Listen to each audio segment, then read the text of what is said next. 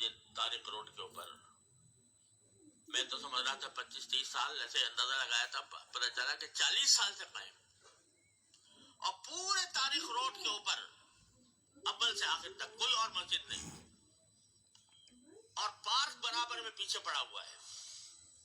اس کے بارے میں حکم دے دیا، اٹھا دو اس کو، پارک بناؤ اس کو. خدا کا خوف کرنا چاہیے. لوگ اس سلسلے میں بڑی غلط فہمی میں مبتلا ہیں. ایک بات میں آپ کو واضح کر دیتا ہوں. لوگ کہتے ہیں بھائی اگر غیر قانونی طور پر جگہ پر بنائی گئی ہے مسجد تو وہ مسجد نہیں ہوتی.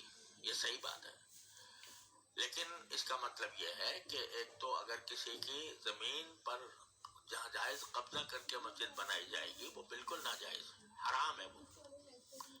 اسی طرح اگر کسی سرکاری جگہ پر بنائی جائے گی تو بھی اصل بات یہ ہے کہ نہیں بنانی چاہیے.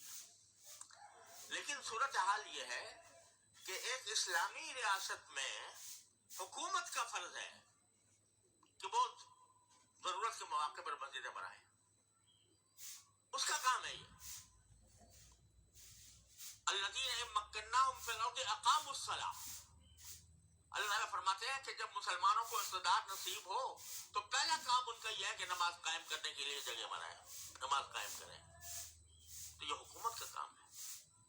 لیکن اگر حکومت پہلو تہی کر رہی ہے، آپ بتائیے، خود سوچ کے بتائیے کہ سارے ملک میں یا اپنے شہر کی بات کر لیجئے، کوئی ایک مسجد بتا دیں جو حکومت نے بنائی ہو.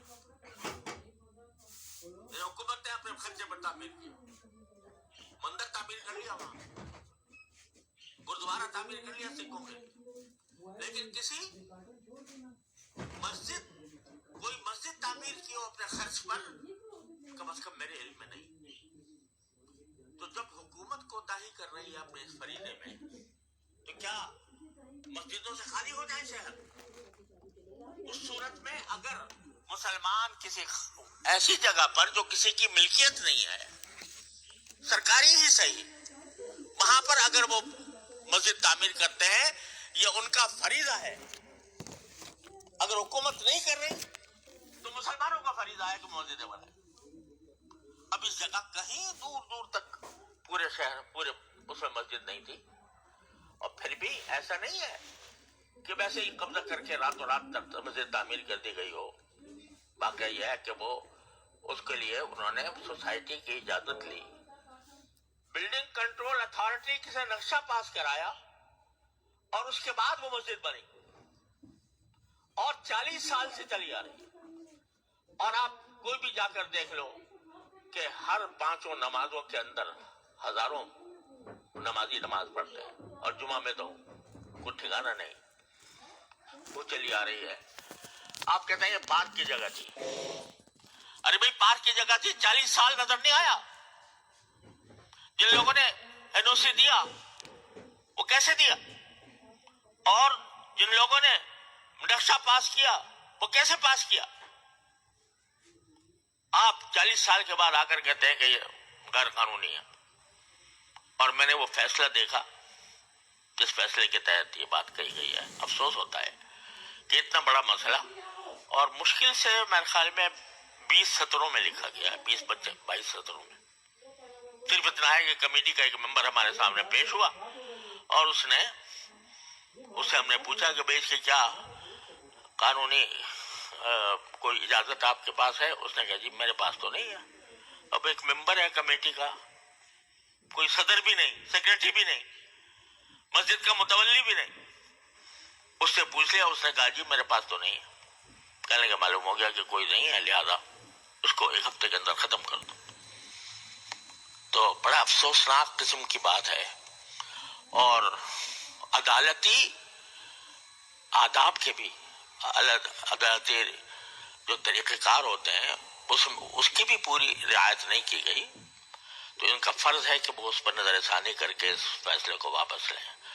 اور اس کے بارے میں آواز اٹھانا یہ صرف علماء کا کام نہیں ہے.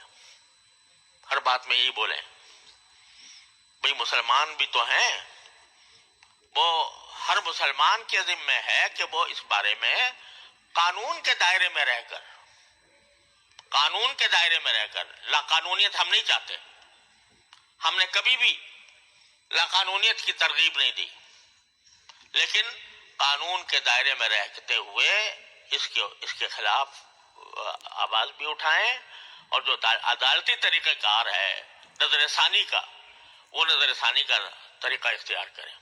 تو یہ ہر مسلمان کا فرض ہے۔ تو یہ نہ سمجھا کریں کہ جب بھی کوئی برائی ہوگی تو بس مولوی ہی بولے گا اور باقی کسی کی ذمہ داری نہیں ہے۔